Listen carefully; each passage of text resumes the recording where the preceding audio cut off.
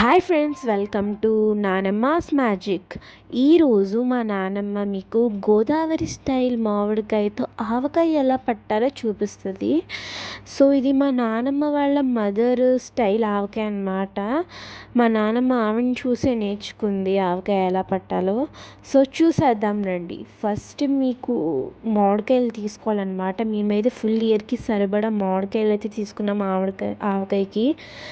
So first మనం కడుక్కొని ఇలా గోను సంచి మీద పెట్టుకోవాలన్నమాట. లైన్గా ఆరిపోవాలి. గోను సంచి మీద పెడితే తొందరగా అబ్జర్వ్ చేసేసుకుంటుంది మాయిశ్చర్ అనేది.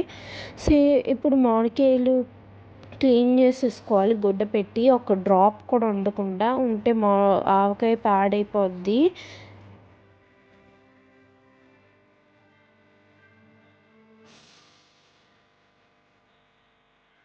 ఫస్ట్ మామిడికాయది ముచ్చుకు తీసేసుకుంటున్నాం అన్నమాట. ఇలా ముచ్చుకు తీసేసుకోవాలి. కత్తిపేటతో అయితే మంచిగా వస్తుంది అన్నమాట మామిడికాయ షేప్ అదంతా. వెల్లుల్లిపాయకి మేము ఎలా ఒలుచుకుంటున్నామంటే, వెల్లుల్లిపాయ ఫస్ట్ దానికి నూనె రాసి ఎండలో పెట్టేసామన్నమాట. ఈజీ ట్రిక్ చూపిస్తాం ఇప్పుడు మేము వెల్లుల్లిపాయ ఒలడానికి. గంటల తడబడి ఒలిచేదానికన్నా ఈజీ ట్రిక్తో జస్ట్ ఇన్ మినిట్స్లో మీరు ఒలిచేయచ్చు. సో చూసేద్దాం ఆ ట్రిక్ ఏంటో. ఫస్ట్ మీరు గోను సంచి తీసేసుకోవాలి. ఆ గోను సంచిలో వెల్లుల్లిపాయలు వేసేసుకోవాలి. ఆ గోను సంచి నీట్గా అలా మూట కట్టేసి ఇలా కింద నాలుగేసి కొట్టాలన్నమాట. మరీ ఎంత బలం పెట్టి కొట్టకండి, ఎందుకంటే అలా కొడితే మొత్తం పేస్ట్ కింద అయిపోతుంది.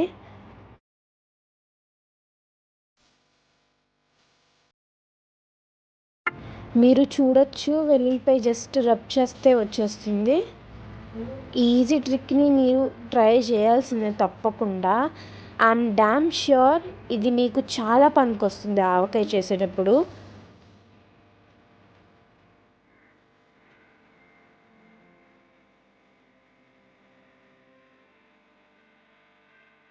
ఇప్పుడు మామిడికాయని మీరు ఇలా ఈనుగుల కింద కోసుకోవాలన్నమాట. ఇదిగోండి ఇలా చూపిస్తున్నట్టు. ఇప్పుడు ఇలా మొక్కల కింద కోసేసుకోవాలి.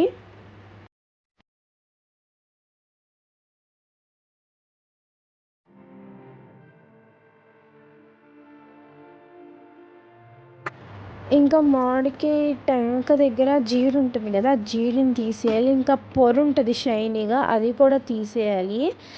అవి తీయకపోతే ఆవకాయ అనేది పాడైపోయే ఛాన్సెస్ ఉన్నాయి. ఇదిగోండి ఇలా మొక్కల కింద అయితే కట్ చేసేసుకోవాలి. సో మా నాన్నమ్మ మీకు రెసిపీ షేర్ చేసేస్తుంది. Let's move on to the recipe.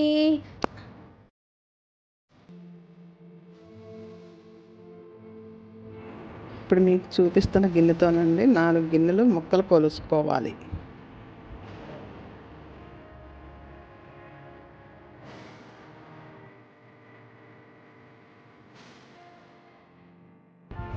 ఇలా కొలత కొలుసుకుంటే మనకు కరెక్ట్గా తెలుస్తుందండి కారం అది ఎలా వేసుకోవాలో.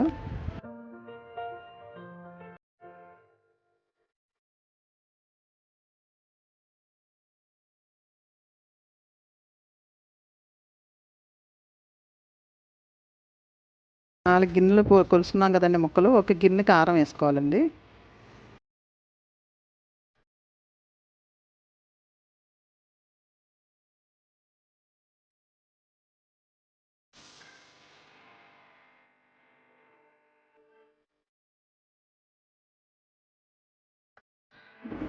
హాఫ్ గిన్నె ఆవపిండి వేసుకోవాలి.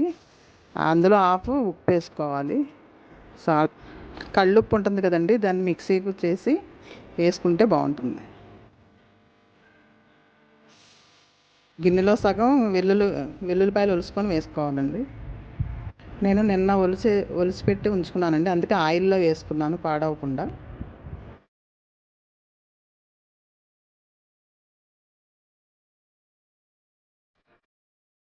కొంచెం మెంతులు వేయించి పొడి చేసుకొని వేసుకోవాలండి. మెంతులు కూడా వేసుకోవాలి కొంచెం.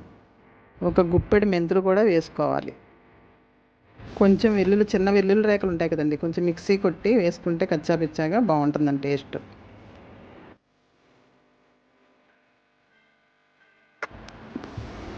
కొంచెం 2 టేబుల్ స్పూన్లు పసుపు కూడా వేసుకోవాలండి.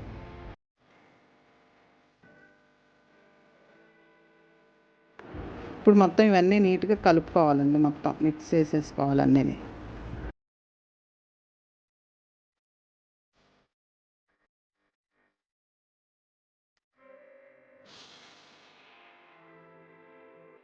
ఇప్పుడు మనం ఇదంతా కలిపేసుకున్నాం కదండి, ఇప్పుడు ఒక గిన్నెలో నూనె పోసి ముక్కలు అందులో వేసుకోవాలి.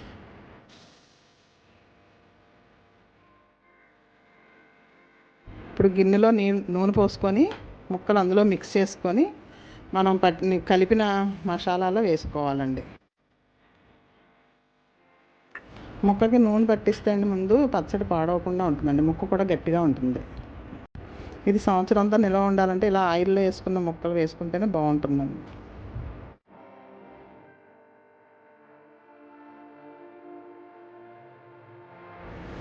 ఇప్పుడు ఈ ముక్కలో ఇది మనం అన్నీ తయారు చేసుకున్న అందులో కలుపుకోవాలండి, పూర్తిగా ముక్కలకు పట్టేలా కలుపుకోవాలి.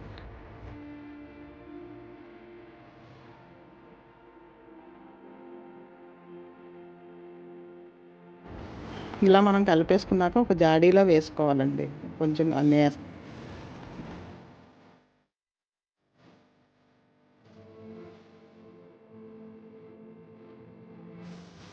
ఇలా మొత్తం అంతా మనం కలిపేసుకొని ఒక జాడీలోకి పెట్టేసుకోవాలండి మొత్తం.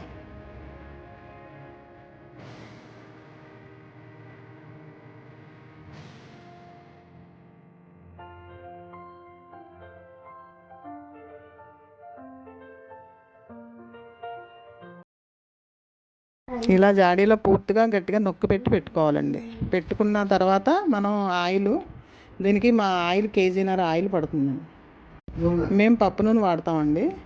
ఇదిగో పప్పు నూనె పోసుకోవడం వల్ల పచ్చడి కమ్మగా ఉంటుందండి, నిల్వ కూడా ఉంటుంది.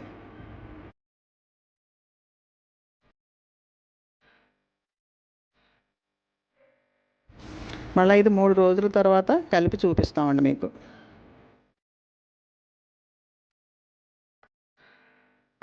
సో గైస్, ఐ హోప్ మీకు ఈ వీడియో నచ్చుంటుంది. మా నాన్నమ్మ ప్రామిస్ చేసినట్టు 3 రోజుల తర్వాత మీకు తప్పకుండా ఒక వీడియో అయితే అప్లోడ్ చేస్తామన్నమాట. ఆ 3 రోజుల తర్వాత ఆవకాయ కలపడం.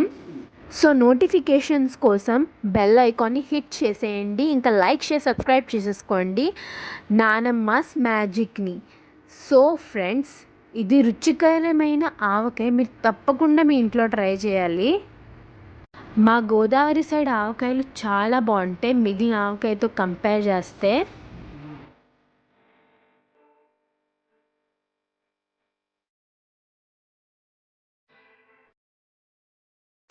So bye guys, we love you. Like, share, subscribe. Nanamma's Magic.